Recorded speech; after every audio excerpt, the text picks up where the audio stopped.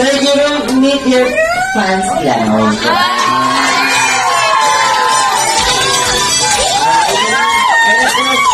Ma'am, pwede na po kayo bumalik sa inyo. Thank you, sir.